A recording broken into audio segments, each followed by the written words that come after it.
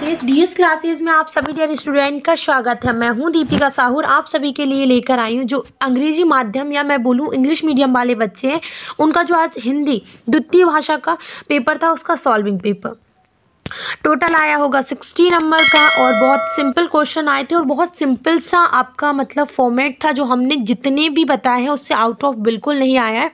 अगर आपने sample paper 6 ही देखे हैं तो बस मतलब बहुत अच्छा गया होगा पेपर, ठीक है। और जिसने नहीं देखा मैं आशा करूंगी कि उसका पेपर भी बहुत अच्छा जाए। राज्य शिक्षा केंद्र मध्य प्रदेश भोपाल द्वारा वार्षिक परीक्षा सत्र है आपका 2023 से 24। विषय है हिंदी द्वितीय भाषा कक्षा 8वीं। फर्स्ट क्वेश्चन आपसे ये पूछा गया है कि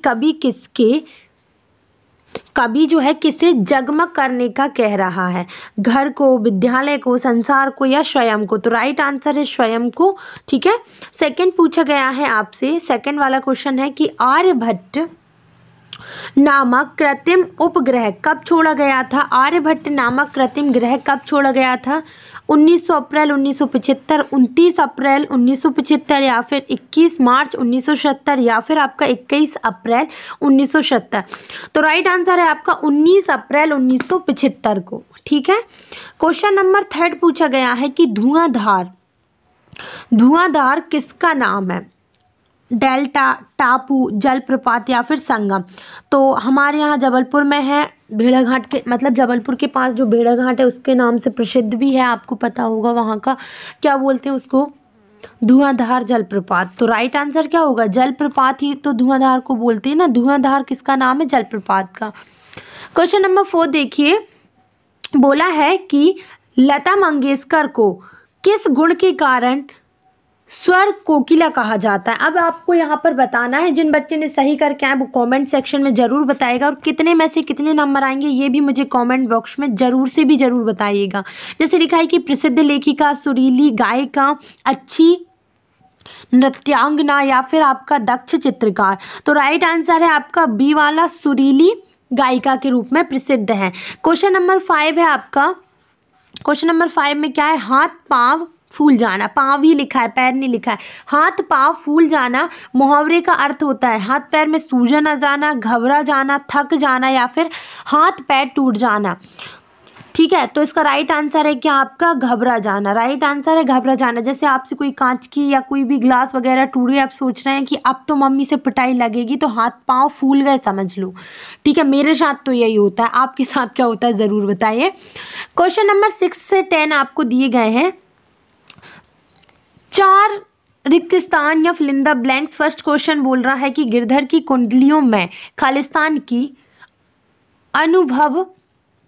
अनुभवम है क्या? सही से दिख नहीं रहा है।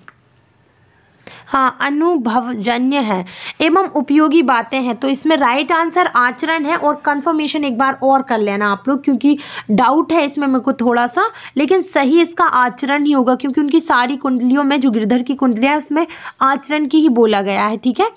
तो गिरधर की कुंडलियों में आचरण की उपयोगी बातें बताई गई हैं। क्वेश्चन नंबर 7 बोला है आपसे कि खालिस्तान को संगीत सम्राट कहा जाता है। मैंने बार बार सैंपल पेपर में तानसेन जी के बारे में इसीलिए बताया था।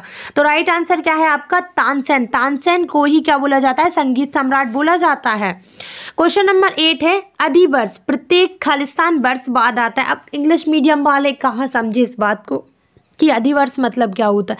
अधिवर्ष मतलब होता है बेटा लीप वर्ष, जिसमें 366 दिन 366 दिन होते हैं, सॉरी। तो कौन सा वर्ष होता है, या फिर यहाँ पर उसको लीप वर्ष बोलते हैं, लेकिन यहाँ पर अधिवर्ष दिया था। अब अधिवर्ष का अपन को ये बताना है कि कितने दिनों के या कितने वर्षों के बाद आता है। तो हमेशा 4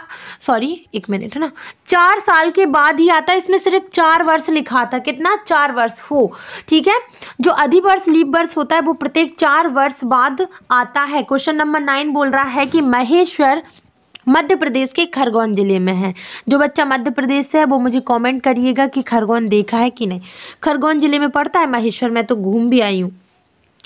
10 है आपका ना यह समझो कि हिंदुस्तान की तलवार सोई है। पंक्ति में खालिस्तान रस है।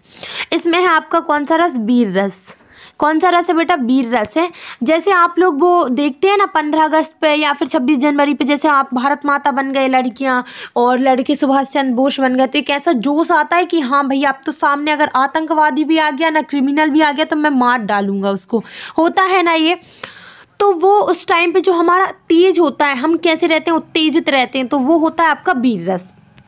चलिए ठीक है, कमेंट आना चालू भी हो गया है कि मैम सॉल्विंग डाल दो। बेटा मैं बना ही रही हूँ, काम चल ही रहा है, बस आप लोग अपना प्यार दिखाते रहिए, चैनल को सब्सक्राइब कर लीजिए और इस सॉल्विंग पेपर को 5 दोस्तों को शेयर करना है। कोयल की प्रशंसा क्यों होती है, बहुत अच्छे अच्छे क्वेश्चन आए थे, आप लोग देख, फिर बाद में कॉमेंट आता है कि मैम आप पूरा पेपर नहीं दिखाती है। चलिए ठीक है, बहुत अच्छा पेपर आया था वैसे तो। देखिए किसी देखे हुए मेले का वर्णन करिए। वाह क्या निबंध है। और ये अपठित गद्यांश भी बहुत अच्छा पर आप देख लीजिए, ये अपठित गद्यांश जो दिया है ये आपका जो हिंदी मीडियम वाले बच्चे ना, उनके में भी यही आया था, मैंने इसीलिए बार बार बोला था कि उसको देख लीजिए। तो इसका शीर्षक अगर मैं बोलूं तो इसमें क्या बोला है आपका कि विद्यालय में छात्र का चरित्र निर्माण होता है, कपट और निश्चार्य भाव से सेवा करने का पाठ भी यह सीखता है, गुरु आज्ञा का पालन, राष्ट्र प्रेम का संदेश भी यही मिलता है, यथाशक्ति मानवता को पोषित करने का भाव भी यही मिलता है। वास्तव में विद्यालय व्यक्तिगत निर्माण की कार्यशाला, राष्ट्र धर्म को अंकुरित करने की पाठशाला है। इसका अगर मैं किसकी बात करूं, शीर्षक की बात करूं तो बेटा इसका शीर्षक है विद्यालय। इसका शीर्षक है विद्यालय। जिन बच्चों ने कमेंट करा था वो आंसर देख लीजिए, और अगर सारे आंसर चाहिए तो इसमें आपको मिल ही जाएंगे यार, आप इतने तो इंटेलिजेंट है। चलिए मैं एक बार और बता देती हूँ, गुरु की आज्ञा मानने का संदेश कहाँ से मिलता है? गुरु की आज्ञा मानने का संदेश हमें विद्यालय से मिलता है। विद्यालय निष्कपट व निस्वार्थ शब्दों का संधि विच्छेद करना। यहाँ पर विद्यालय तो स्वर संधि होती है। विद्यालय किसकी पाठशाला है? अरे यार थोड़ा सा ऐसा दिख रहा है तो हाँ ठीक है, तो हम लिखेंगे विद्यालय जो है आपकी व्यक्तिगत निर्माण की कार्यशाला एवं राष्ट्र धर्म को अंकुरित करने की पौधाशाला है। शायद ये पौधशाला लिखा है, पौधाशाला जिसे बोलेंगे, ठीक है।